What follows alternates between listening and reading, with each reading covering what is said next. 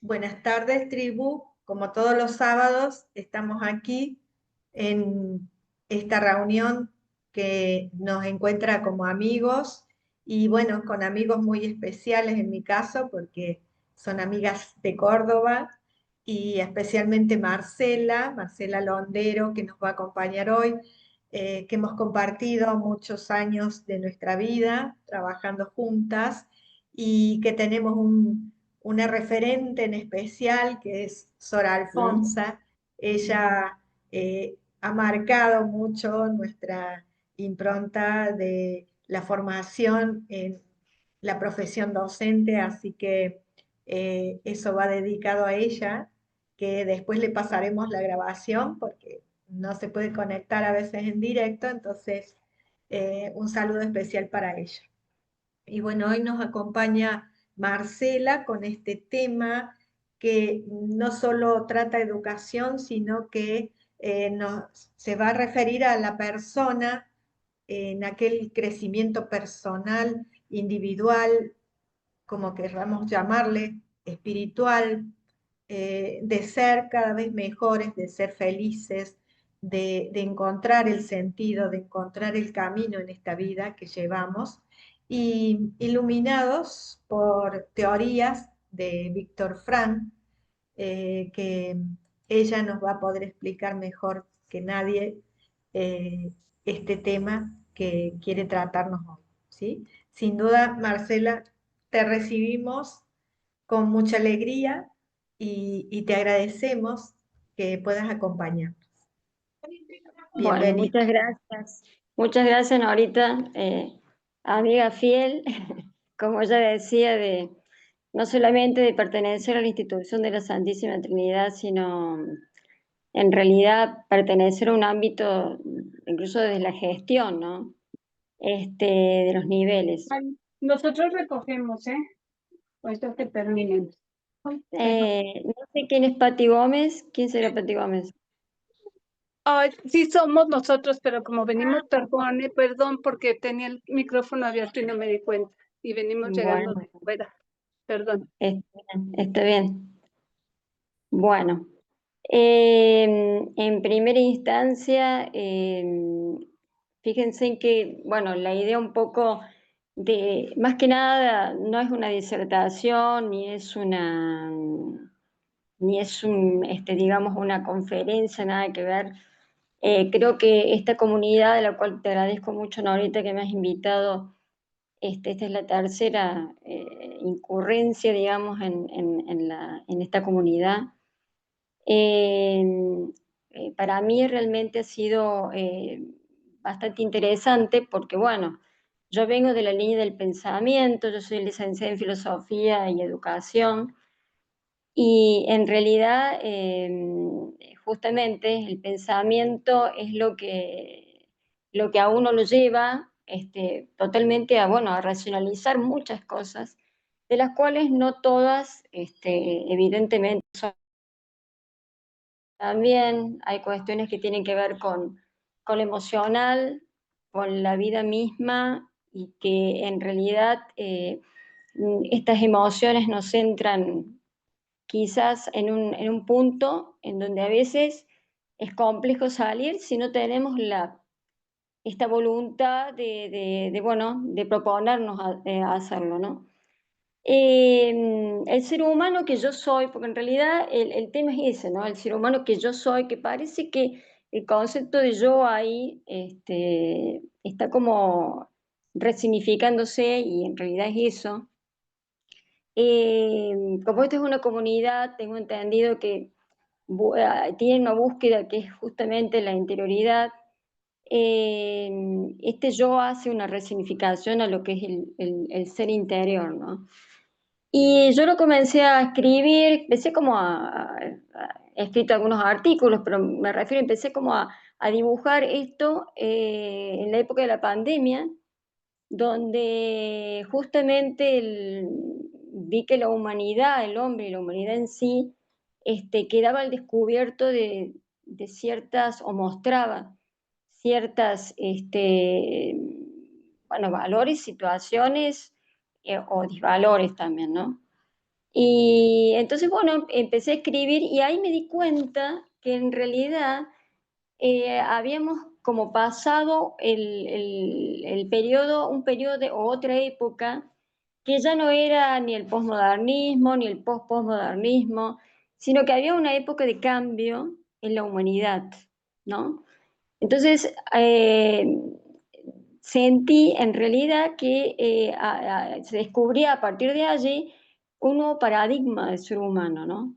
Un paradigma en donde necesitaba el verse y el encontrarse cara a cara, necesitaba ensimismarse para poder encontrarse con el otro, un paradigma donde aparecía por allí un cierto narcisismo, un cierto individualismo y por allí una postura quizás más solidaria.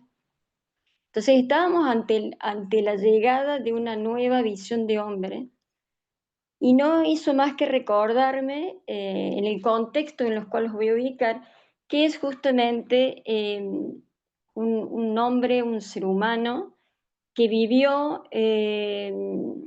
yo digo, la más trágica experiencia humana del dolor, el sufrimiento, la muerte, la tortura, que es justamente el holocausto, ¿no?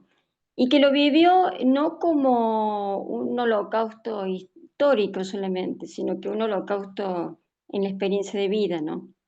Y justamente me estoy refiriendo a Víctor Emil Frank, eh, que nació en 1905, o sea que el siglo pasado, y murió en 1997, con 92 años de edad, totalmente lúcido, pero los dos últimos años con ceguera, ¿no? En realidad, ¿por qué me remití y por qué les quiero contar? Porque en realidad siempre yo soy muy adepta a Víctor Frank y mi tesis de licenciatura y todas mis investigaciones posteriores han tenido que ver con él, porque en realidad encontré en esta posmodernidad a un ser pensante, aparte de que fue médico, fue neurólogo, psiquiatra, filósofo por consecuencia, siempre lo dijo él, yo no era filósofo de profesión, sino filósofo por su capacidad de entender ciertas cosas y de decir ciertas cosas. Y, y bueno, y entre esto, entre este contexto de un ser humano, de un hombre doliente, pero también un hombre en búsqueda de una salida, de una oportunidad a la vida, y que él le llamó la búsqueda de sentido. Eh, Fíjense en que él, les comento más o menos, él tenía varios hobbies, no les podría contar a todo Víctor Frank porque en realidad necesitaríamos varios conversatorios, justamente porque su vida fue muy vasta, no solamente por el ser personal que fue, sino por todo lo que hizo, ¿no? Y tenía varios hobbies. Uno de los hobbies que tenía era justamente el montañismo, que a los 80 años escaló, aparte de los Alpes, uno de los montes europeos, especialmente en Austria, más alto, acompañado de su esposa, su segunda esposa, ¿no? Eh, y él decía que cuando él hacía montañismo no superaba la montaña, sino que se superaba a sí mismo, ¿no? También otro hobby que tenía que era crear o diseñar armazones de anteojos. Y otro de los hobbies que también tenía era la música, ejecutaba el violín, porque le decía que la música es una manera de orar, ¿no? Una manera una forma de oración, ¿no? Y de allí, en realidad, me quedé con eso, porque era también violinista, era muy inquieto en su búsqueda, ¿no?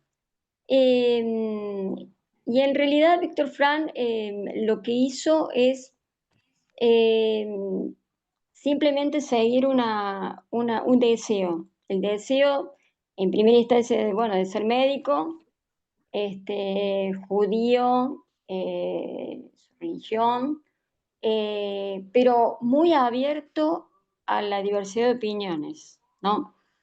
No dogmático, por eso en algunos de sus tantos textos, cuando él tiene una charla con un teólogo, que después en tal caso les comento un poquito, un teólogo israelí, él cuenta que en realidad la fe él no la considera como una adhesión dogmática, sino como una apertura de sentido, ¿no? De búsqueda. Por si lo encasillamos dentro del dogmatismo, Frank dice, bueno, quitamos o limitamos la posibilidad que tiene el ser humano de ver otras opciones, ¿no? En la vida. Y, y justamente, ¿por qué Víctor Frank es como el conductor, quizá, de esta charla? No voy a hablar solo con palabras de Víctor Frank, bueno, las mías y las de él las voy a ir citando cuando evidentemente sean de él, ¿no? Y porque pensé en un ejemplo de ser personal, de vida, ¿no? Eh, que encontró sentido al dolor, a la muerte, al sufrimiento, basado solamente en un sentido supremo que llamó suprasentido, y que le dio el nombre de Dios. El hombre, dice, tiene la capacidad y la libertad de elegir, y en esa libertad de elección tiene la posibilidad de buscar un sentido en el más alto de los sentidos, y que ese supersentido es Dios. Entonces me puse a pensar en este pensamiento, esta reflexión que yo hacía de este nuevo paradigma, ¿no? Que Frank en realidad fue un avanzado o un desubicado para algunos en la época, porque él consideraba que, siendo psicólogo, psiquiatra, científico, ¿no? Que el hombre en realidad no posee, como decía Freud, solamente el cuerpo y la psiquis. El hombre, a su vez, posee el cuerpo, la psiquis y el espíritu. Entonces, la dimensión espiritual del hombre es la que le permite al hombre mismo buscar este sentido. Si no fuera por el espíritu, de ninguna manera el hombre podría encontrar ese sentido. Las adversidades de la vida o de las experiencias de vida, dice Frank, algunas las podemos cambiar y otras no las podemos cambiar. Hay otras que llegan y no implica que debamos acostumbrarnos a una tragedia, supongamos, sino a una circunstancia no tan agradable, sino que lo que deberíamos hacer es aceptar la situación y ver de qué manera puedo encontrarme y enfrentarme a ella, ¿no? Justamente Frank es el autor de la logoterapia, y la logoterapia es considerada la tercera escuela psicoanalítica del mundo, digamos, ¿no? Pues si nosotros empezamos a ver, bueno, el primer psicoanalista es Freud, evidentemente. El segundo es Adler, con todo lo que es la psicología individual y demás. Y el tercero es la logoterapia de Viktor Frankl. La logoterapia no es una psicoterapia nueva, es una psicoterapia que tiene años, ¿no? Pero comienza a diseminarse, digamos, en el mundo cuando él mismo, Viktor Frankl, empieza a visitar países como España, Alemania, Argentina, eh, bueno, su propia Austria, ¿no? Porque él es vienés, es austríaco. Y empieza a difundir esto, también recibiendo críticas de a quienes manejaban el psicoanálisis y consideraban bueno, que no estaba acertado en realidad. Él nunca estuvo en contra de Freud, es más, participó de algunas clases de él porque en realidad en la escala, digamos, cronológica, primero evidentemente está Freud, y él dice que él no está en contra, es más, Freud escribió unas cartas y Frank le envía cartas a Freud y Freud le da la amabilidad, le, le- le- le permite, digamos, que se publiquen esas reflexiones de Frank en ciertas revistas de Austria y de Alemania. Pero bueno, él dice que no está en contra de Freud, sino que lo que le falta a Freud es la tercera dimensión, que es el espíritu. Pero no lo culpa a Freud porque le falte la dimensión espiritual y tampoco lo critica.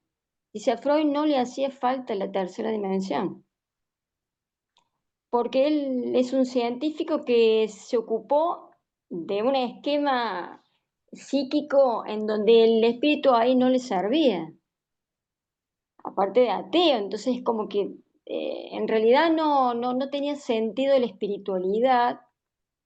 Si bien hay algunas cuestiones, no me voy a meter en este campo de Freud, pero que hablan de que, bueno, que Freud en algún momento habló de eso, pero él dice, a Freud no le interesa, pero no le interesa porque lo necesita.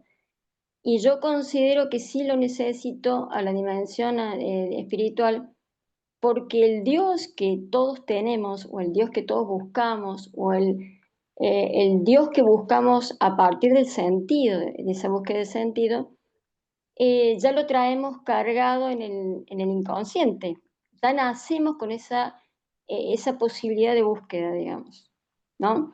Es más, hay un texto que debe tener como 30 páginas, que es el que me despertó a mí el llamado a Frank, que se llama El Dios Inconsciente. No sé si estará agotado o no, pero les estoy hablando de 1980 y pico, cuando yo me hice ese texto. Y ahí habla específicamente, son sus primeras tiradas de línea cuando dice, me parece a mí que en realidad el hombre nace con esa capacidad de búsqueda y con esa intencionalidad de buscar a Dios, ¿no? Hay una necesidad del hombre de la religiosidad, de la cual coincido totalmente. Llámese cual se llame, ¿no?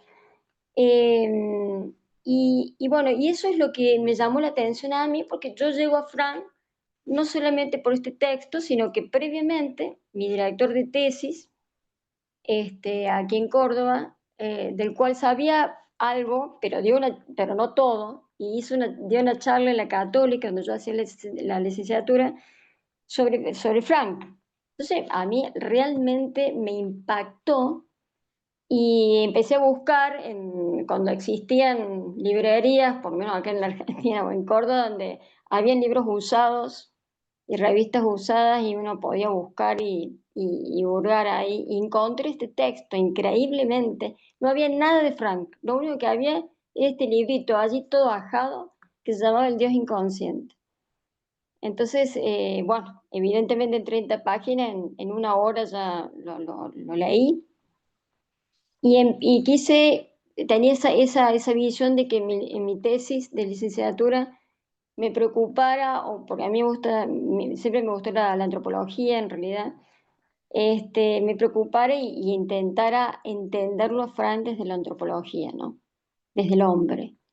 Fue una tarea bastante difícil porque imagínense en que Frank visitó a la Argentina en 1954, estuvo en Buenos Aires y ahí fundó al año siguiente la Sociedad de Logoterapia Argentina, ¿no? Que hay una disputa entre Mendoza y Buenos Aires, porque que son dos provincias argentinas, evidentemente. ¿Por qué? Porque los porteños dicen que es de ellos primero y los mendocinos dicen que no, que primero se fundó en Mendoza.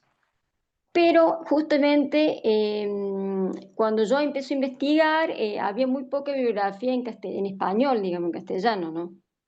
Todo estaba en inglés o en alemán. Así que como alemán no sabía y estaba complicado ponerme a estudiar alemán para la traducción, y inglés sí sabía, entonces bueno, toda digamos, lo que encontraba, digamos, que no estaba en español, y bueno, lo traducí en inglés y bueno, y trataba de revisarlo bien para presentarlo, ¿no? Y algo muy curioso de Frank, que una vez que yo termino la tesis y rindo y demás, se arma un grupo de gente de la Universidad Nacional de Córdoba y de la Católica que querían hacer la Sociedad Argentina, perdón, la Sociedad de Logoterapia de Córdoba. Entonces intentamos hacer eso, pero los porteños no quisieron, pusieron muchas trabas en el medio, entonces no la pudimos, fue bastante dura la misión, pero no la pudimos cumplir al final. Pero si hay algo que tengo que comentarles, que Fran para mi vida fue, digamos, un hito, porque, bueno, yo he tenido experiencias de vida que no voy a contarles en este momento, pero han tenido, bueno, ahora las conoce, pero han tenido que ver con la finitud de la existencia misma, ¿no? Y bueno, y Fran, no ahí en ese momento, sino posteriormente, en este acto de superación de la vida y en esta segunda oportunidad de la vida, me dio a entender por qué hay que buscar sentido ante el dolor, la muerte, el sufrimiento, y no entendiendo el sufrimiento como un masoquismo, ¿no? Sino como un trampolín para buscar nuevas oportunidades, ¿no? Y en esta preparación y esta cuestión tuve la oportunidad de mensajearme con Fran, miren, una caraboles totalmente mía, porque yo no sabía alemán, solamente sabía inglés.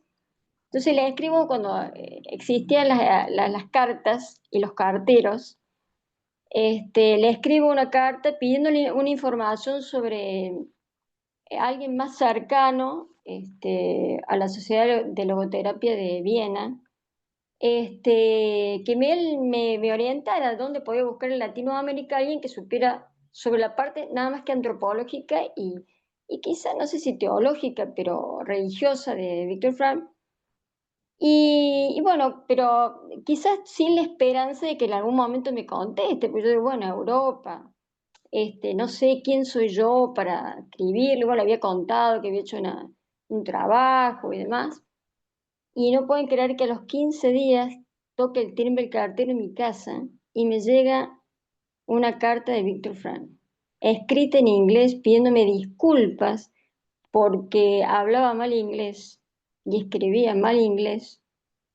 Y me orientó más o menos en México dónde ubicar, pero nunca pude hacerme, le escribí a esta persona, pero nunca pude hacerme del material. Así que bueno, después le mandé el trabajo a Víctor Frank.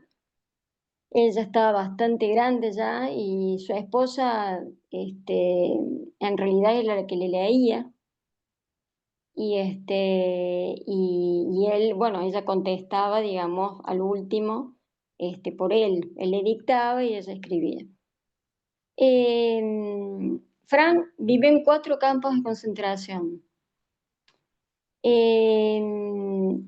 Si tengo que hablar de la religiosidad de Frank, digo que él también la fue descubriendo, porque fíjense en que en una oportunidad Frank tenía muy capaz, imagínense que a los 26 años ya era neurólogo, psiquiatra, una eminencia. Harvard lo llama para dar clases en la universidad, en la Facultad de Medicina, pero él sabía que ya con Hitler la cuestión no era muy clara y que se iba a venir algo no muy bueno.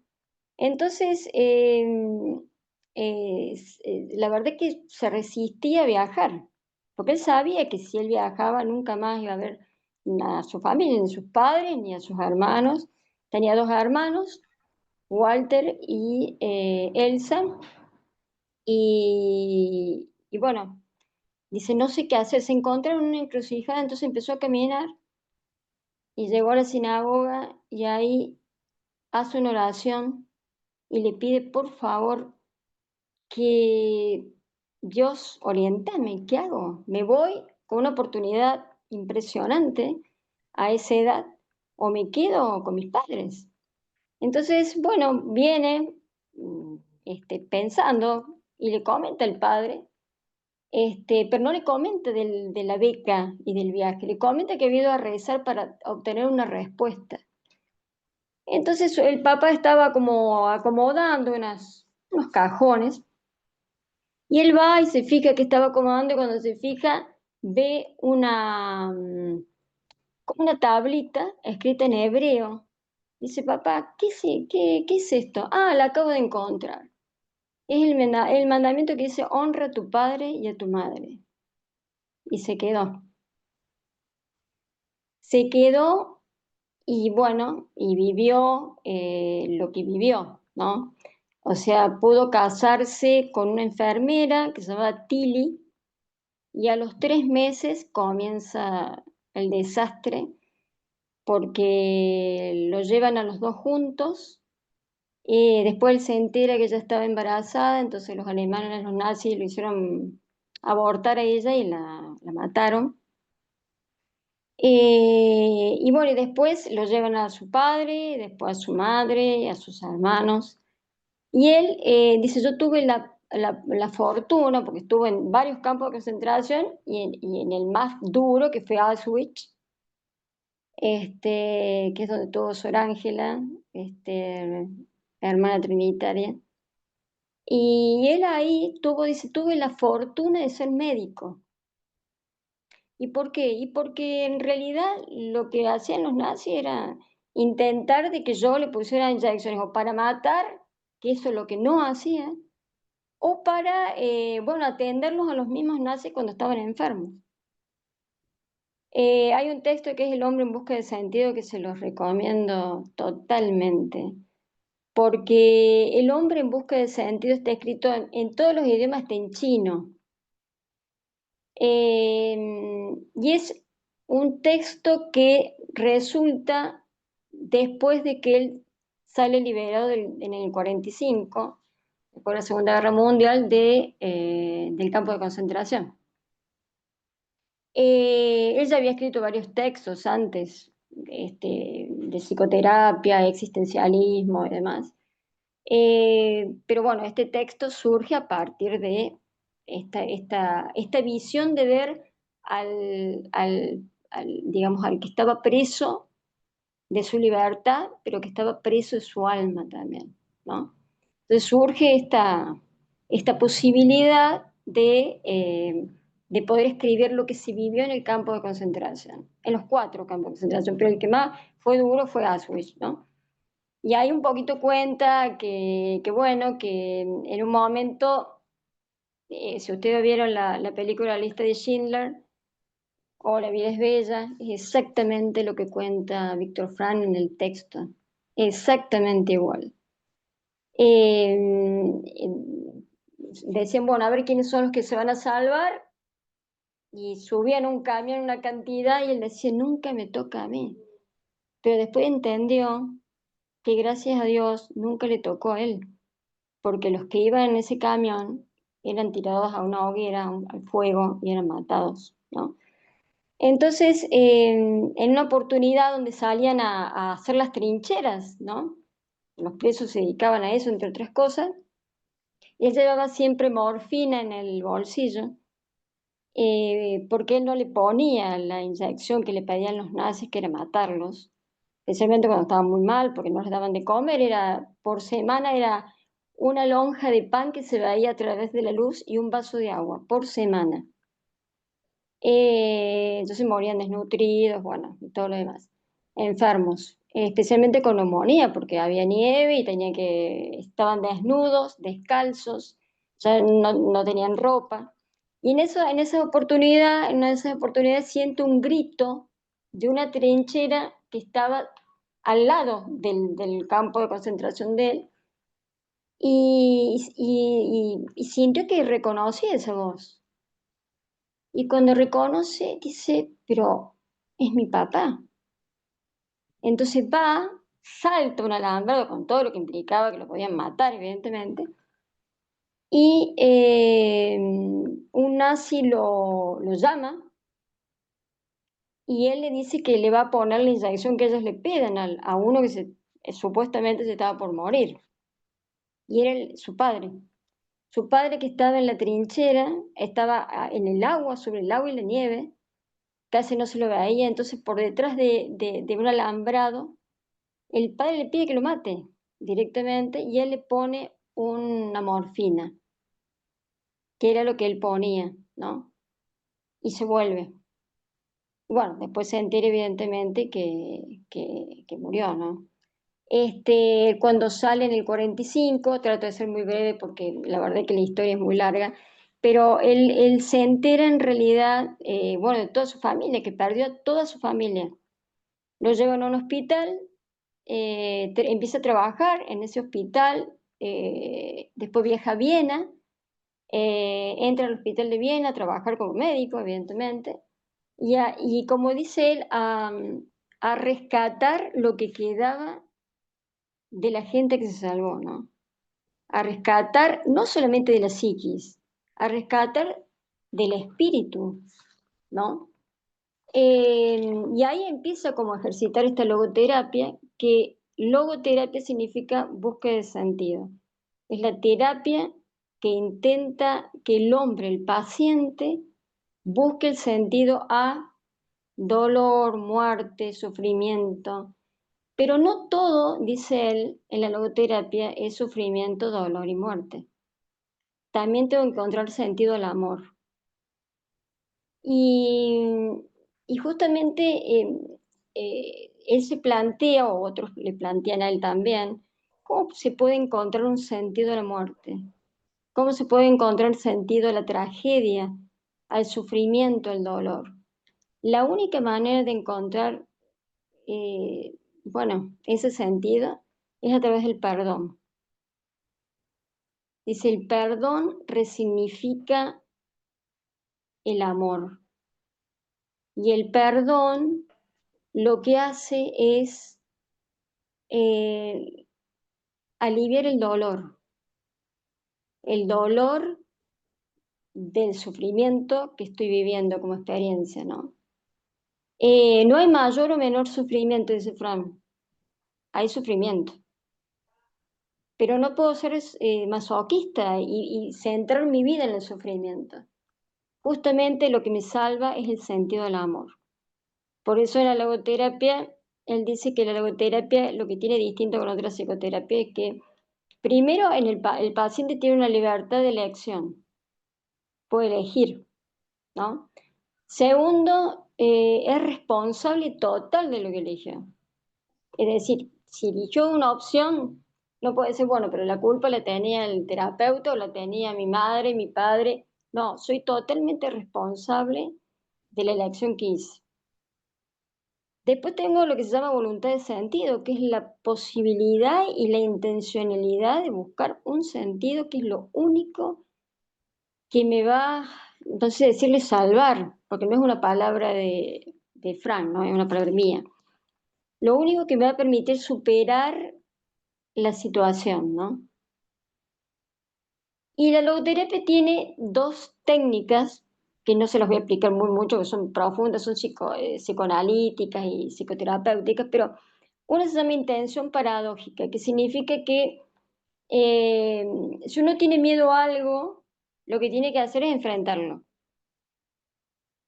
No sé, si tengo miedo a volar, y bueno, en algún momento tengo que volar, porque la experiencia me lleva, por eso es mi intención paradójica, es decir, de alguna manera me burlo y la enfrento al miedo, a la fobia o a lo que tenga como dificultad. Y la otra técnica se llama de reflexión, que significa posicionarme como si yo estuviera fuera del problema. Es decir, ser objetivo ante el problema y mirarlo desde afuera, ¿no? Mirarlo como que, bueno, mira, ahí está el problema, a ver, yo que soy nadie, me fijo qué puedo hacer con él. En realidad, miren, es tan vasta la postura frankliana, es tan impresionante la vida de Frank, que en realidad lo único que se me ocurre es pensar en hacerme interrogantes, ¿no? Porque por allí me pongo a pensar que en esta visión de un nuevo hombre, ¿no? Un hombre que eh, perdió el sentido y encontró una cultura del sinsentido, ¿no? Es decir, eh, que incluso Frank y muchos posteriores, sociólogos posteriores como Bauman, europeos y demás, decían justamente eso, o sea, estamos en la cultura del sinsentido. Cuando el hombre no tiene proyecto, no tiene valores por el cual luchar y seguir como medios o como fin, y bueno, pierde el sentido de lo que busca, o sea, no lo busca tampoco, ¿no? Y si no lo busca, no lo va a encontrar. Entonces, la única manera de encontrar un sentido es primero buscarlo. Se encuentra, sí se encuentra, siempre y cuando estemos en un contexto de tener esperanza de que lo voy a encontrar y de que nuestro contexto es un contexto de fe, dice Frank. Eh, en muchas oportunidades cuando yo he dado algunas charlas en espacios donde se trabaja mucho la filosofía, yo pertenecía a una asociación de investigación filosófica que tenía un tinte clásico medievalista, así que imagínense que Frank era como bicho de otro pozo. Siempre se me planteaba, Frank, hablar de fe, que era científico, pero yo siempre decía que Frank antes de científico era un hombre, ¿no?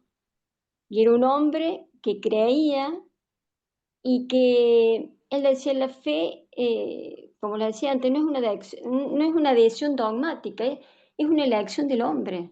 El hombre puede elegir tener fe o no tenerla, pero si tiene fe, evidentemente, seguramente y casi seguro va a encontrar ese sentido que busca, ¿no? O ese supresentido. Hay un texto que se llama Búsqueda de sentido, a ver, ya les digo, búsqueda de Dios, lo tengo acá, mira.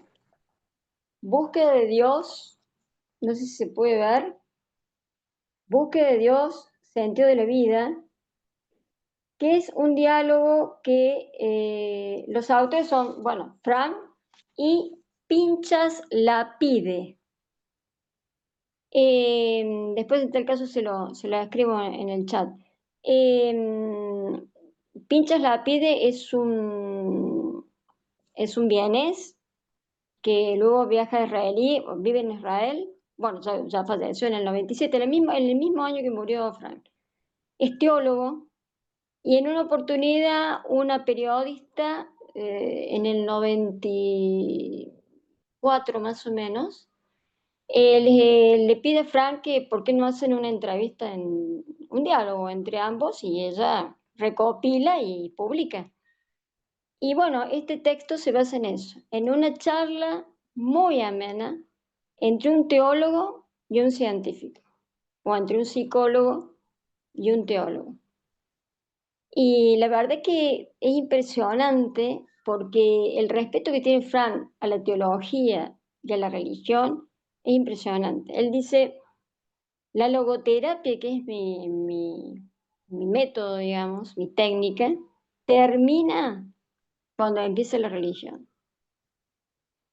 Una técnica psicoterapéutica nunca puede avasallar una religión, dice Frank. Sí puede contribuir, complementar, ayudar. De hecho, muchos pacientes de él, bueno, han sido personas religiosas que han trabajado con él, ¿no? Eh, y bueno, y como les decía, hay cosas que por allí uno dice, bueno, a ver, ¿qué es lo que me da sentido a mi existencia? ¿No? Este lema, digamos, o este título, el ser humano que yo soy, o el ser humano que soy, es empezar a preguntarme, ¿no? Yo por allí hice algunas preguntas que tienen que ver con esto que si somos seres capaces de reciclarnos, si somos seres capaces de reanudar un camino cuando lo hemos dejado antes, ¿no? Si somos seres capaces de autosanarnos para canalizar todo el amor que tenemos y a veces no damos, si tenemos empatía y valor hacia otros y hacia nosotros mismos, ¿cómo lo definiríamos realmente hoy como seres humanos, como personas? ¿No? Porque otra de las categorías impresionantes para esa época es que Frank diga en la época posmoderna que somos seres humanos, pero que somos personas, ¿no? Que en ese momento solamente éramos, o sea, en ese concepto trabajábamos de sujetos, no de personas, ¿no? ¿Qué logramos hasta este momento? Creo que es otra pregunta que podríamos hacer en nuestra vida, ¿no? Los traslado a usted, que en tal caso si quiere después charlamos. ¿Qué construcciones y deconstrucciones hice en mi vida, en lo que tengo del trayecto de mi vida, ¿no? Eh, si sentimos que hemos reconocido nuestra finitud como seres humanos, ¿no? O sea, ¿cómo nos consideramos? Como seres finitos, como que existe algo más allá de nosotros mismos o no. Si estamos capaces de reconocer nuestros límites y de un nuevo comienzo, si es que queremos eso, ¿no? Eh, ¿Cuántos interrogantes podemos hacernos con este dinamismo de la vida, ¿no?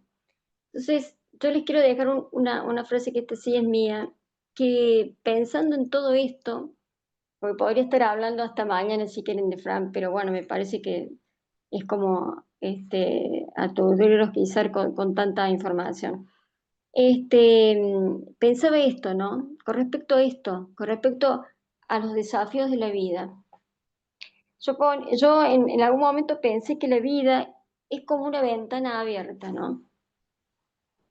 Eh, pero una ventana abierta que me invita a recorrer las bondades y los declives de un terreno que es incógnito, ¿sí? No tenemos GPS, no tenemos mapa.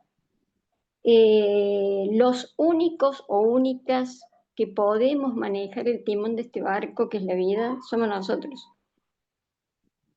Entonces, realmente pienso que es eso lo que también en algún punto Frank quiso entusiasmar e invitar a los que lo leían o lo escuchaban, ¿no?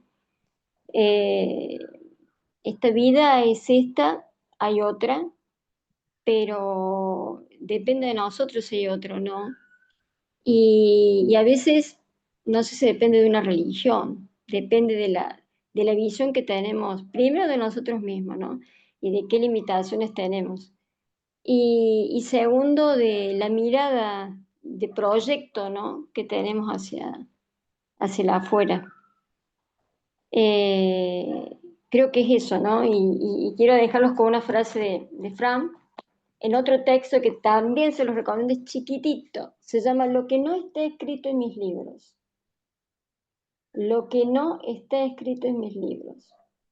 Esto fue editado Frank murió en el 97, en el 95 más o menos.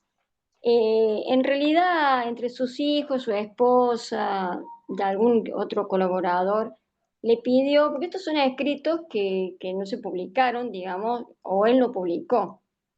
Entonces, le llamaron así los que lo editaron porque, bueno, son recopilaciones de notas que él hacía y demás, ¿no? En este texto ustedes se van a encontrar con, es hermoso, se van a enterar quién es Frank, aparte del hombre en busca de sentido, porque habla de los padres, de los hermanos, de la primera esposa que falleció, y él se casa nuevamente, que eso es lo que les quería contar, con una enfermera que conoce después, años después que sale de este holocausto, ¿no? Y les habla de todo, les habla de lo que implica la vida misma, de lo que es la logoterapia, es muy pequeño. Así que, este, miren, me lo mandó, yo no sé si te acuerdas, Norito, conociste al asesor pedagógico de la casa, de la escuela de Valencia, no me acuerdo el nombre, vos sabés, una vez así chateando en esos momentos que trabajábamos todos juntos, ¿recuerdas? España y Argentina. Le comento que era adicta ya, a Frank en ese momento, muy adicta. Y él me dice, justamente tengo que viajar a Escocia, tenía que ir viajar a Escocia. Y dice, no, ese te lo consigo ahí porque acá no está este texto, lo que está escrito en mis libros. Yo sé que ahora ya hay más divulgación, ¿no? En ese momento no. Por eso por ahí me lo dediqué y demás. Y él también lo descubrió Frank con este texto, que lo fue leyendo en todo el viaje de vuelo entre Escocia y España, la vuelta, ¿no? Y en realidad lo que me pareció interesante es lo que él habla de qué significa envejecer para Frank. Frank dice, no le encuentro nada de malo a envejecer. Acostumbro a decir que el envejecer no me preocupa, siempre que pueda suponer que en la misma medida en que estoy envejeciendo, todavía estoy madurando. Que lo estoy haciendo se confirma con el hecho de que un manuscrito que terminé hace 2 semanas, porque imagínense que seguía escribiendo, ya no me conforma. No es predecible hasta qué punto pueden tener lugar procesos de compensación. Es decir, cuando yo no me conformo en lo que escribí o le encuentro alguna crítica, significa que quiero más. Y si quiero más, en realidad tiene que ver con madurar, ¿no? Y madurar tiene que ver con un buen envejecer. Así que bueno, los dejo con preguntas y con esta transmisión de lo que yo siento por Fran, que en mi vida fue muy significativo y me ayudó a salir de algunas cuestiones. Les agradezco muchísimo por haberme escuchado. Gracias, Marcela. Excelente realmente como sos, como mujer, como madre, como compañera, amiga. Y realmente la presencia de Frank en tu vida ha sido muy importante para superar aquellas cosas que te han pasado. Así que Exactamente. realmente yo muy emocionada de mi parte y me ha sorprendido con esta exposición tan digna, tan llena de sentido, que es la vida, ¿no? La vida misma. Eh, Así, como gracias, buena, Norita. por favor, como buena filósofa, nos has dejado preguntas, eh, más que todo nos has hecho preguntas a nosotros, en Ujú. lugar de Así es. nosotros preguntarte. Pero sin No, no, duda, no, bueno, pero estaba abierto hay el canal, pero bueno, me pareció interesante. Creo que los seres humanos tenemos que preguntarnos a diario, sin ser tan masoquistas también, ¿no? Pero preguntarnos porque la pregunta también ayuda a encontrar la respuesta, ¿no? O sea, si no nos preguntamos, bueno, me parece que es muy conformista la vida, ¿no? sin duda, sí. Bueno, dejamos el micrófono abierto a ver quien quiera ¿Cómo no? comentar o preguntar algo. Joan tiene su micrófono abierto, no sé si quiere decir algo, nos quiere decir. Hola, buenas tardes. ¿Se oye? Hola, Joan. Sí, sí, sí, sí, Ah, Joan, un gusto. oye, pues qué alegría, muy bien, qué alegría haber podido llegar a tiempo para escuchar a Marcela y también por el tema que tocaba, porque cuando he leído que se iba a hablar del grupo, quiero decir,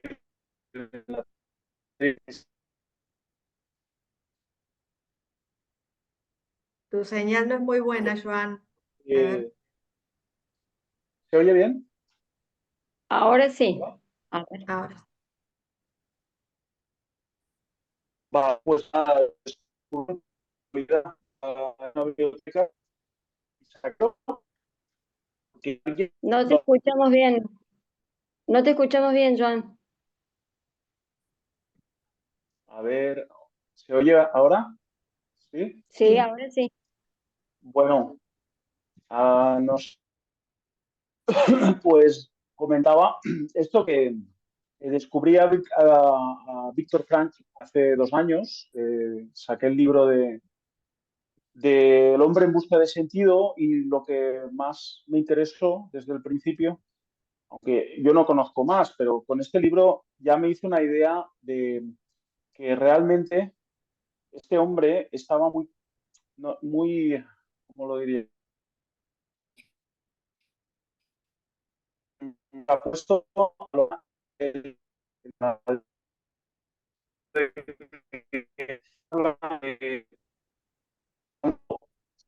olvida solamente olvida uno de sí mismo cuando realmente autorrealizarse, es decir, al entregarse a una persona o a unas personas. No te podemos... ¿Se fue ya? Joan, sí. Sí, se ve que no puede... No tiene Bueno, buena conexión. No, ahorita no tiene buena conexión, a lo mejor, a ver. ya. ¿Pusiste datos, Joan? ¿Has puesto tus datos? A lo mejor es una cuestión de conexión.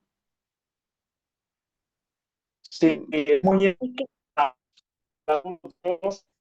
y puse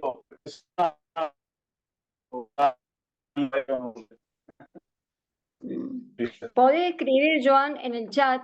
Escribí si tenés alguna pregunta o alguna afirmación para que la podamos leer, sí, porque no te podemos efectivamente. escuchar. Mira, lo que has Vamos a ver. a ver, no, Bueno, dejamos el lugar Dale. a Juan y Patti a ver que han abierto su micrófono, los escuchamos. Buenas tardes, me encantó, Buenas tardes. excelente, felicidades. Yo quiero preguntar, Marcela, ¿tiene algo que ver Ana Frank con Víctor Frank? No, no, no. Frank, el apellido es con L al final, y Oh, Frank, Ana es sin L. ah, No, no, son judíos, bueno, son judíos, evidentemente la procedencia es igual, ajá, pero y la vivencia también, quizás, no sé, yo he leído a Ana Frank, pero es otra perspectiva, ¿no? Pero no, mm, no, no, no tienen que ver, no, no, no, no, bueno, gracias. no, por Mm, favor.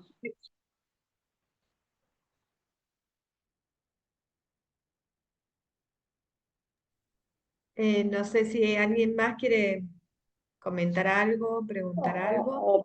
O contestar alguna pregunta. A lo mejor quiere ser Difícil. interrogado, no sé. Bueno, Graciela, sí, te Sí, buenas escuchamos. tardes. Bueno, Sí, primero felicitarla, Marcela, porque realmente su exposición ha sido excelente, muy, muy, gracias, muy Graciela. buena. Bueno, yo también tengo algún conocimiento, leí del hombre en busca de sentido y tengo otros libros ahí muy, muy interesantes. Y creo que está muy buena su postura, me parece, para que el hombre actual, ¿no es cierto?, se pregunte cuál es el sentido de la existencia. Pero bueno, ¿cuál es el sentido de su existencia, de nuestra existencia, ¿no?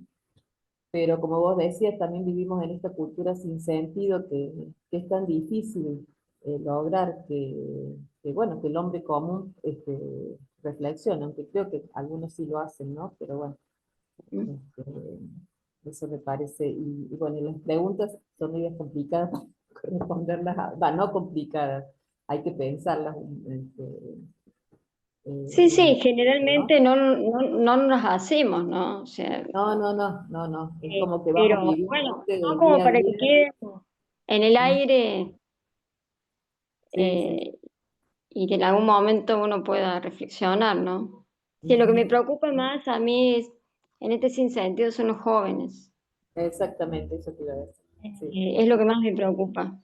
Ujú, Eh, pero bueno, sé que también hay jóvenes muy comprometidos y que luchan por un sentido, ¿no?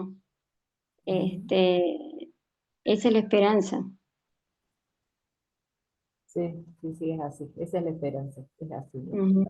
Así que bueno, una vez más, me encantó la exposición, muy, muy linda, muy Bueno, interesante. gracias. Muchas gracias. Bueno, Magnánimo también querrá comentarnos algo.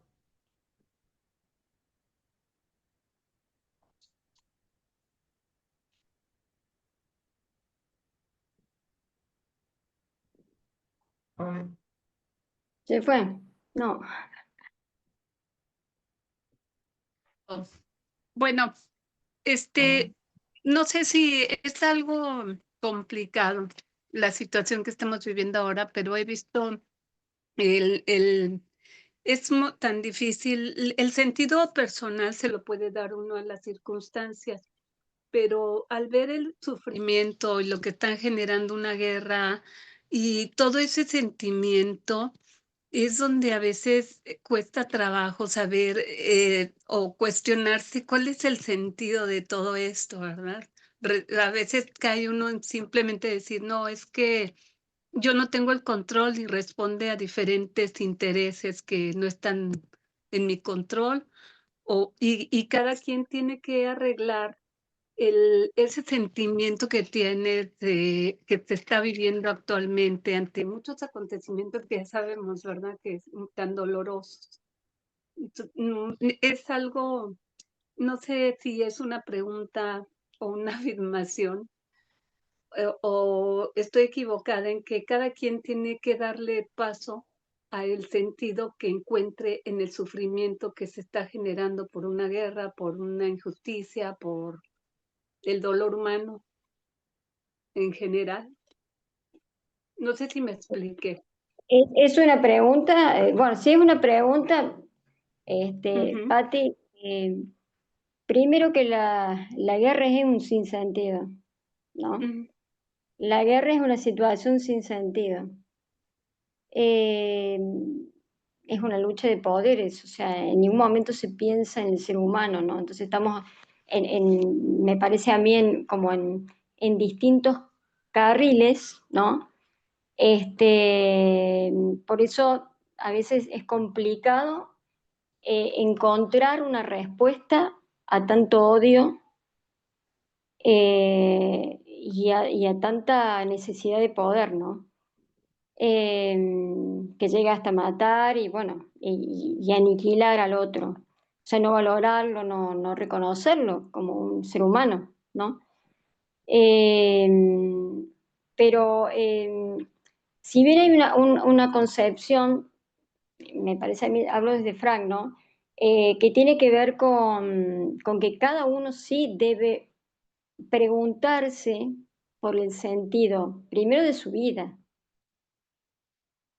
y segundo, de estas situaciones que se dan. Lo que pasa es que él dice que cuando uno, o sea, si no puedes ir en contra de, hay una frase muy, lo dice en El hombre en busca de sentido, ¿no? Si no puedes ir en contra de algo, de una circunstancia, de algo que no lo puedes solucionar, encuentra de qué manera puedes afrontarlo a ello. Porque a ver, el sentido debe buscarse individualmente, pero también debe buscarse colectivamente, ¿no? Lo que pasa es que si no hay un sentido individual para buscar un sentido colectivo, y bueno, el sentido colectivo a veces no es posible, ¿no? Eh, pero siempre uno busca un sentido de la existencia y ante estas situaciones de las cuales no puede este, no podemos, no podemos ir en contra porque se dan y no dependen tampoco de nosotros. Lo que debemos hacer es eso, ¿no? Tratar de entender que, que estas situaciones tan dramáticas, el sufrimiento, hablamos de una guerra, hablamos de una enfermedad, hablamos de una situación límite, nos toca vivir porque no sé si hablar de Frank, o sea, en lugares donde hay personas que han vivido la guerra o hay personas que están padeciendo, niños, ¿no? la guerra en la actualidad, seguramente es un sinsentido lo que estoy diciendo y lo que les he dicho hasta el momento, porque no hay sentido que pueda cubrir el sinsentido. No quiero ser muy filosófica en esto, pero eh, a ver, estamos buscando un sentido a algo que no tiene sentido de por sí, como es una guerra. Entonces lo que tienes que buscar sentido es cómo responde vos o nosotros, cómo respondemos ante una situación de esa manera. ¿Sí? Es imposible encontrar un sentido a una guerra que no es un sufrimiento, digamos, de un contexto vital, sino que es un sufrimiento masoquista, de alguien que quiere que sufras. Y no estoy hablando de ese sufrimiento, Frank, no. Estaba hablando de los avatares que nos pasan en la vida, ¿no? No sé si te respondí, Sí, Pati. gracias, gracias. Ujú. Pues, Yo también tengo interrogantes, no te creas. Todos los tenemos seguramente, vamos a sí. hacer- Muchas gracias. Gracias. Magna, te Bueno, yo escuchamos. más que hablar, quería devolverle la posibilidad de hacerlo a Joan, que acaba de conectar, y como Ujú. citó la Escuela de Valencia, Marcela, Joan representa Valencia, o sea que aquí estamos todos conectados. Qué Entonces, la bien. Escuela Trinitaria que crece en Valencia, yo creo que en Joan, además de ser un buen amigo, de haber vivido juntos en Shanghái, es un hombre filósofo, renacentista, muy culto, y bueno, lamento que la conexión no esté a la altura de su nivel, pero yo espero, a ver, Joan, que te hayas recompuesto la conexión y yo con todo gusto después digo algo muy rápido, porque decirle algo a Marcela es como que el analfabeto compita con el catedrático, ¿no? No tiene razón de Ah, ser. O sea Joan, ¿qué nos traes? Buena tarde. Buenas, hola. Un poquito. A ver, muy rápidamente, la pregunta, la cuestión era, eh, Víctor Frank no ha tenido tanta discusión como otros, Freud, quizás porque él centra mucho todo en la responsabilidad propia, mientras que en el sí. poco como Ah, hacen qué los mal. políticos también, pues, por otro lado.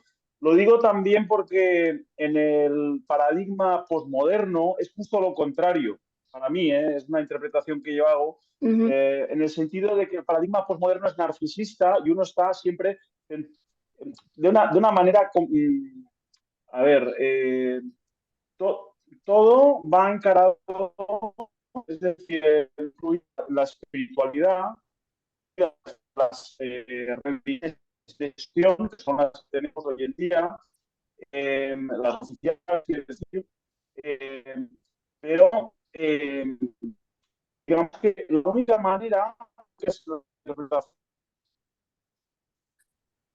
de Qué pena, es porque la verdad justamente se olvidándose entre... de uno y encontrando una causa, entregándose a una causa o a una persona. Entonces, nada, simplemente, ya termino, es que yo creo, y esto es un poco la interpretación que yo hago, es que no hay nada que cree difusión, que cree conciencia, perdón, y que encuentre difusión en el paradigma posmoderno, que es el que sufrimos hoy en día. Y es por eso que Víctor Frank es bastante desconocido, por desgracia. Y Claro, te lo quería plantear, esta idea que acabo de exponer, ¿qué te parece, Marcela? ¿Coincides o lo ves totalmente de parecido? acuerdo. Totalmente de acuerdo. Que incluso ni siquiera estamos ya en el posmodernismo, te digo, no sé en qué etapa estaremos, porque ahora ya dejamos de ponerle nombres de contemporáneo, posmoderno y demás, y ya somos alfa, beta y todo el alfabeto griego, ¿no? Y coincido totalmente, evidentemente que hay una postura narcisista y yo diría este planteo de Frank, por eso es desconocido, como vos dices, tiene que ver con esta cuestión de que si quiero buscar un sentido, ¿no? En primera instancia la propia vida, ¿no? Porque vivir ante esta visión tan egoísta y tan de amor a sí mismo, ¿no? Pero un amor a sí mismo de egoísmo, ¿no? Un amor a sí mismo para luego encontrarme con el otro, ¿no?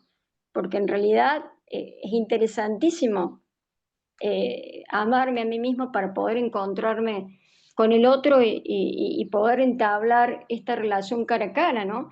Pero coincido totalmente, no hay una, creo que a veces te diría que hasta no hay lugar para ese planteo en una sociedad donde solamente hay seres indivisos, únicos, pero individuales, ¿no? Lo colectivo a veces, lamentablemente, no tiene asidero, ¿no? No tiene lugar. Coincido, Joan.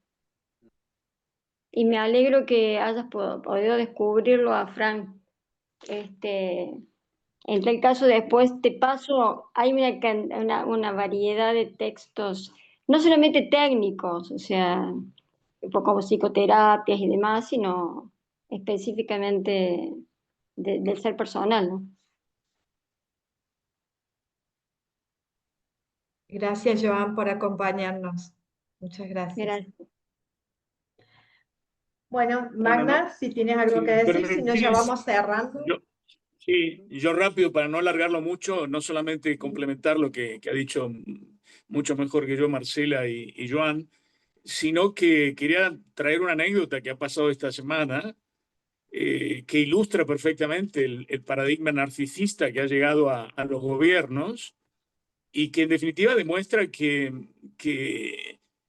tanto Seligman con su mente positiva y que estamos aquí para ser felices, nadie ha dicho esto. Uno nace para afrontar situaciones. Y las dos formas de afrontar situaciones es que con una mente madura, una mente estrecha. Una mente estrecha lo que busca es ganar posiciones y situaciones. Y no le preocupa convivir en la discrepancia. Porque en definitiva no es la concordancia en el consenso lo que define a un ser inteligente, sino la capacidad de convivir en lo que no entiende y no acepta. Esta semana el gobierno albanés ha nombrado a una inteligencia artificial ministra para las contrataciones para evitar la corrupción. Entonces el debate que se produce es lo siguiente. Usted le quitará, o usted supone que si en lugar de hombres ponemos máquinas, vamos a evitar la ambición y la codicia. El problema es que las máquinas se equivocan. ¿Quién asume la responsabilidad? ¿A quién condenamos? ¿Al ingeniero que diseña la máquina o a la máquina que pasa a ocupar el mundo del derecho? Porque estamos tan locos que realmente somos muy hijos de Seligman, de la felicidad, del hedonismo. Pero ¿quién asume la responsabilidad cuando genera efectos lo que realmente decimos por intolerantes, por ideología y demás? Y ese es el debate, tener una mente madura o tener una mente mediocre. Entonces, la trascendencia, la dimensión espiritual que nos da Frankl es lo que no tiene difusión, como decíamos en el debate. Y en la medida que no le demos cabida a la conciencia, que no le demos cabida a convivir en la contradicción. Yo recuerdo a Margaret Thatcher ya, y sin hablar de ideología, decía, pero ¿quién me habla de consenso? El consenso nunca es humano. El consenso es uniformidades en seres que no son uniformes.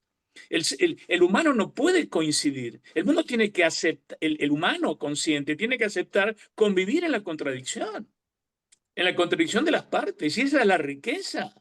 Yo dejé la docencia universitaria porque cuando un alumno me plantea una situación, quería ganar la situación que traía y no escuchar cuál era mi punto de vista.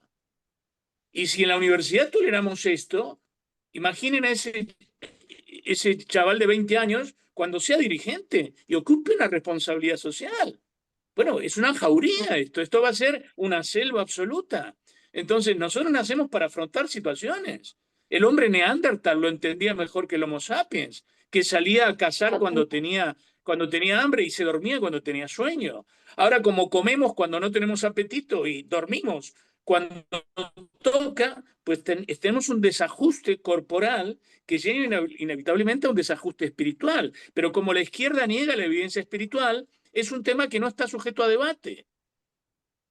Y me quedo aquí porque ya creo que no quiero inflamar más el debate tan bonito. Gracias, Marcela, por traernos a Víctor. Hace muchos años que yo lo leo y suscribo su logoterapia y sus ganas de terminar de escribir el libro y de terminar de educar a los hijos, que es en definitiva lo que inspiraron su supervivencia. Porque cuando alguien tiene un sentido, no importa el cómo vive, sino para qué vive. Entonces, ¿Para qué? ese es el gran desafío que hoy tenemos y no nos educamos, ni nos educan ni nos autoeducamos para llevarlo adelante. Entonces la riqueza, la convivencia es tener ciudades conscientes. Es tener ciudades conscientes. Yo tengo un programa de ciudad consciente que espero aplicarlo en un pequeño pueblo de la costa atlántica. Si me ayuda Graciela, Aurelio y todo el grupo de gente que estoy viendo, que aunque no estemos en Madrid, pensamos parecido, porque lo que queremos en la conciencia no tenemos geografía, ni idioma, ni cultura. Yo creo que lo que nos va a unir es la conciencia. Y hablando de etiquetas, yo creo, espero, entrar en una era de preconciencia para no presumir de que ya lo somos. Yo creo que vamos todos hacia una era de preconciencia y el que no es consciente no se humanizará. Y habrá humanizados y por no llamarlos salvajes, no humanizados. Pero es que no hay alternativa. Al negar la dimensión espiritual, negamos la demanda de superación. Porque podemos estar de acuerdo en el cuerpo, en la psique, cómo nos curamos físicamente, cómo nos mejoramos psicológicamente, pero nadie está hablando de cómo sanamos espiritualmente. Entonces, si no hay diagnóstico, no hay medicina. O sea, el punto de partida de cualquier solución es decir, ¿qué coño me pasa? Entonces, si no tenemos el diagnóstico claro, es como realmente querer avanzar hacia un destino que no tenemos mapa ni GPS. Pues vamos a ir a tientas. Y en definitiva, y termino, el que vive está representado en el caminante. El que no camina no conoce. El que no peregrina no llega a la cruz. Y no llegar a la cruz es no llegar al conocimiento. Porque la adversidad está en el dolor. El dolor es una lección, no un sufrimiento. Yo creo que el dolor es la gran oportunidad de conocimiento. Y Joan puede hablarnos muchísimo más que yo de lo que le está dejando el sufrir, el atravesar la enfermedad que tiene tan dignamente, con tanta filosofía y con tanta sabiduría. Porque yo creo que tenemos que dejar la filosofía de lado y dar el salto directo a la sabiduría, dejar de lado el conocimiento cartesiano. Fíjate que Kant mismo decía, ya no hay IQ, hay inteligencia ante la adversidad. ¿Cómo afronta un individuo lo que no estaba previsto? Porque claro, la ciencia parte de presupuestos conocidos.